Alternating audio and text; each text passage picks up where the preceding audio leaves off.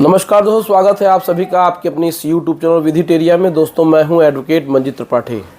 दोस्तों आज के इस वीडियो में हम लोग बात करेंगे ऑक्शन प्रॉपर्टी की, यानी कि प्रॉपर्टी जो मॉर्गेज है उसके ऑक्शन की और ऑक्शन परचेजर की। जी हाँ दोस्तों, आज के समय में ऑक्शन परचेजर सबसे ज़्यादा ठगे जा रहे हैं। जो भी व्यक्ति है नीलामी में संपत्ति खरीद रहा है उसके साथ बहुत ज़्यादा धोखाधड़ी होती है, बहुत ज़्यादा उसके साथ प्रॉब्लम हो जाती है। अगर आपने कुछ सावधानियां नहीं बरती तो आपके जीवन भर की कमाई फंस जाएगी और उसके बाद आप फिर बैंकों का चक्कर लगाने लगेंगे। ऐसे बहुत सारे मामले हमारे पास आते हैं जिसमें कि हमने देखा है कि बहुत सारे लोग जो ऑक्शन में प्रॉपर्टी परचेस करते तो हैं, पूरा पैसा जमा करने के बावजूद उनको पोजीशन नहीं मिलता है। पता चलता है कि जो बोरोवर है, जिसका लोन है, जिसकी प्रॉपर्टी है, उसने ऑलरेडी ही डीआरटी में केस फाइल कर दिया था और उस पर स्टे चल रहा है। उसके बावजूद बैंक वाले क्या करते हैं कि बिना बताए ही ऑक्शन कर लेते हैं। देखिए क्या होता है कि मामला जब आपका डीआरटी में चलता है तो जब तक उस पर स्टे पूरी तरीके से नहीं होता है तब तक तो बैंक के पास राइट होता है कि वो प्रॉपर्टी को ऑक्शन में बेच दे। लेकिन कभी कभी टेक्निकल मामला फंस जाता है जिसमें कि ऑक्शन परचेजर पूरा पैसा जमा करने के बावजूद उसको उस प्रॉपर्टी का पोजीशन नहीं मिल पाता है। कभी कभी तो ये भी होता है कि जो बोरोवर है, जो कर्जदार है, वो दबंग प्रवृत्ति का व्यक्ति होता है और वो उस प्रॉपर्टी को खाली नहीं करता है।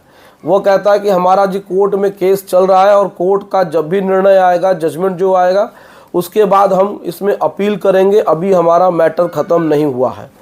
अब उसमें बैंक कहता है कि भाई हमने तो प्रॉपर्टी बेच दी है, अब ऑक्शन परचेजर की ये जिम्मेदारी है कि अपनी उस प्रॉपर्टी को वो खाली कराए।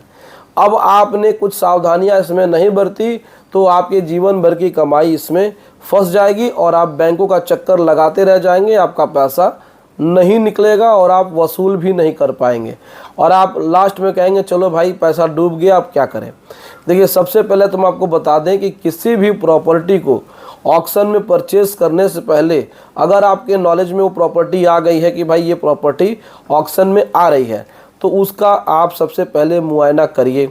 आप उस व्यक्ति के पास जाइए जिसकी ये प्रॉपर्टी है, आप उससे बात करने की कोशिश करिए, वो आपको पूरी बात नहीं बताएगा। इसके बाद आप क्या करिए, उस लोकल एरिया में जाइए, लोगों से बातचीत करिए, जहाँ तक हो सके उस प्रॉपर्टी के बारे में जानकारी रखिए। दूसरा ये है कि मैनेजर से मुलाकात करिए, उनसे मुलाकात करने के बाद उनसे उस प्रॉपर्टी के बारे में डिटेल लीजिए। अगर आपने ईएमडी का पैसा जमा कर दिया है और आपके पास डिटेल नहीं है, डिटेल में क्या क्या है, इन बातों का भी ध्यान रखना ज़रूरी है। सबसे पहले तो उसका क्लियर ओनरशिप होना चाहिए। कभी कभी एक प्रॉपर्टी दो भाइयों के नाम पे होती है या फिर दो तीन भाई उसमें होते हैं जो भी उसमें पार्टनर होते हैं। अब वो प्रॉपर्टी मान के चलिए कि टाइटल सूट में डिस्प्यूटेड हो गई और वो सिविल कोर्ट में चला गया मैटर और वहाँ से हो गया तो भी उस प्रॉपर्टी में पोजीशन नहीं मिलेगा। दूसरा इसमें सबसे इम्पोर्टेंट ये है कि वो प्रॉपर्टी एक से ज़्यादा बैंकों के पास गिरवी है या नहीं है। कभी कभी मामला ये होता है कि प्रॉपर्टी की वैल्यू अधिक होती है तो उसमें दो बैंकों का लोन हो जाता है। कभी कभी बैंक और बोरोवर आपस में ही मिल करके प्रॉपर्टी को mortgage, various type of mortgage कर देते हैं तो उसमें भी प्रॉपर्टी फंस जाती है।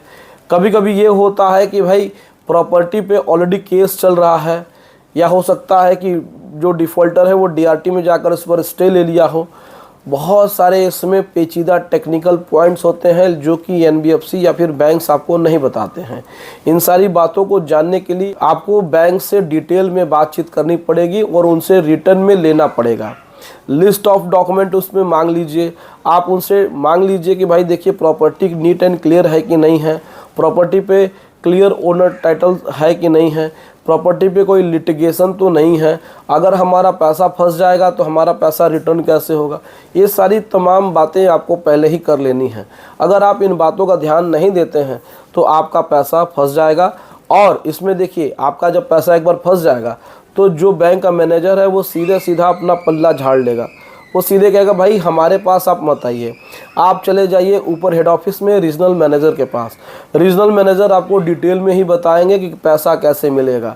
अब पता चला कि आपका ब्रांच आपके शहर में और रीजन, उसका जो रीजनल मैनेजर का ऑफिस है या तो वो आपके दूसरे शहर में होगा या फिर कभी कभी बहुत दूर भी होता है, तो जिससे कि आपका मामला फंस सकता है।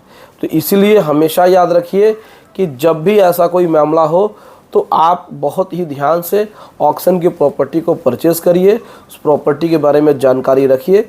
नहीं तो एक बार जब पैसा फंस जाता है तो आप बैंकों के चक्कर लगाने रखते हैं, या फिर उसके बाद आप चले जाते हैं कंज्यूमर फोरम में, या फिर आप चले जाते हैं हाई कोर्ट में। उसके बाद आपको अपने ही पैसे निकालने के लिए फिर से पैसा खर्चा करना पड़ सकता है। तो कुछ जानकारी आप रखिए, कुछ आप उस पर होमवर्क करिए, आपको कोई भी दिक्कत परेशानी नहीं होगी। तो उम्मीद करते हैं दोस्तों कि ये वीडियो पसंद आई होगी। वीडियो अच्छी लगी हो तो वीडियो को एक लाइक ज़रूर कर दीजिएगा, इसे अपने दोस्तों और रिश्तेदारों में शेयर कर दीजिएगा, और हमारे चैनल को सब्सक्राइब करके हमें सपोर्ट ज़रूर प्रदान करिएगा। चलिए मिलते हैं नेक्स्ट वीडियो में। Thank you so much. जय हिंद दोस्तों।